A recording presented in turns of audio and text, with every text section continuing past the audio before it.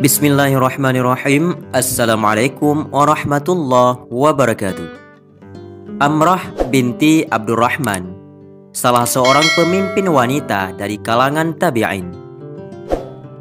Salah seorang wanita tercatat dalam lembaran-lembaran sejarah yang putih bersih dengan tinta cahaya adalah Sayyidah Amrah binti Abdurrahman bin Sa'ad bin Zurarah al-Ansariyah an-Najjariyah. Dia adalah seorang wanita terhormat dari generasi tabi'in.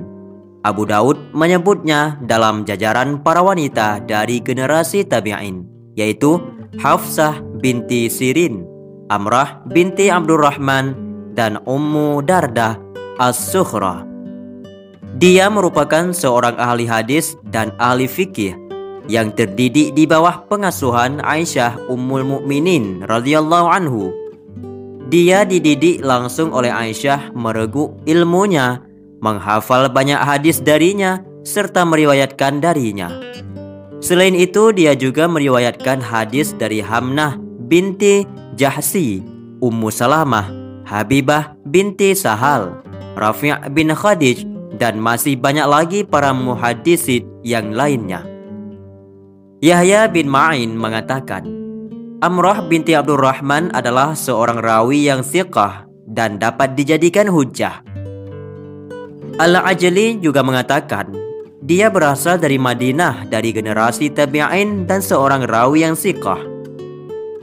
Ibnu Hibban pun menyebutkannya dalam daftar para perawi yang thiqah, dan Ibnu Al-Madini pun menyebutkan Amrah sehingga kedudukannya menjadi mulia. Ayyub bin Suwaid meriwayatkan dari Yunus, dari Ibnu Syihab, dari Al-Qasim bin Muhammad, bahwasanya dia pernah berkata kepadaku, "Wahai anak muda, aku melihatmu sangat bersungguh-sungguh menuntut ilmu. Maukah engkau aku tunjukkan pada bejananya?" Aku menjawab, "Tentu." Dia berkata lagi, "Hendaknya engkau menemui Amrah, karena sesungguhnya dia berada di bawah pengasuhan Aisyah." Maka aku pun mendatanginya, dan aku pun mendapatinya seperti lautan yang tidak pernah kering. Dia memiliki kedudukan yang tinggi bagi semua orang. Ibnu Hibban berkata tentangnya, dia adalah orang yang paling tahu tentang hadis Aisyah. Umar bin Abdul Aziz pun mengatakan, tidak ada seorang pun yang lebih tahu tentang hadis Aisyah daripada Sayyidah Amrah. Umar bin Abdul Aziz pun pernah mengirimkan surat kepada Abu Bakar bin Muhammad bin Hazim yang berkata kepadanya, kumpulkanlah hadis-hadis Rasulullah SAW atau sunnah yang telah lalu atau hadis Amrah. Lalu tuliskanlah, karena sesungguhnya aku mengkhawatirkan pembelajaran ilmu dan kepergian ahlinya, yaitu kematian para ilmu. Banyak orang meriwayatkan hadis darinya, dan dia meninggal dunia pada tahun 97 Hijriah. Barisan-barisan kalimat pendek inilah yang dituliskan oleh sejarah untuk kita tentang Sayyidah Amrah, dan saya menukilkan dari kitab Al-Alamun Nisa. Akan tetapi yang harus diperhatikan dalam hal ini adalah bahwa Sayyidah yang mulia ini telah mencapai tingkat yang tinggi dalam hal keilmuannya, sehingga membuat para ilmu hadis ataupun ahli hadis, rijalul hadis dan jahru wa ta'dil bersaksi akan kesikaannya, dan bahwasanya dia adalah orang yang paling unggul dalam menghafal hadis dari Aisyah.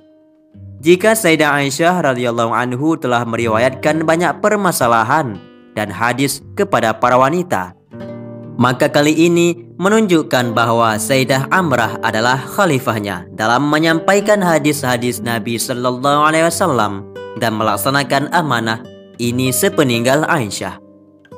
Lalu di manakah para wanita muslimah masa kini dalam hal menuntut ilmu dan mempelajari hadis Nabi? Sungguh Allah telah melimpahkan keberkahan kepada para wanita dari kalangan sahabat dan juga tabi'in ketika mereka bersungguh-sungguh dalam mempelajari hadis dan sunnah al-mutahharah. Dan sungguh mereka pun benar-benar mengamalkannya, meriwayatkannya, mengajarkannya kepada para wanita yang belum mengetahuinya. serta memberitahukannya sehingga mereka meraih kemuliaan dan pahala.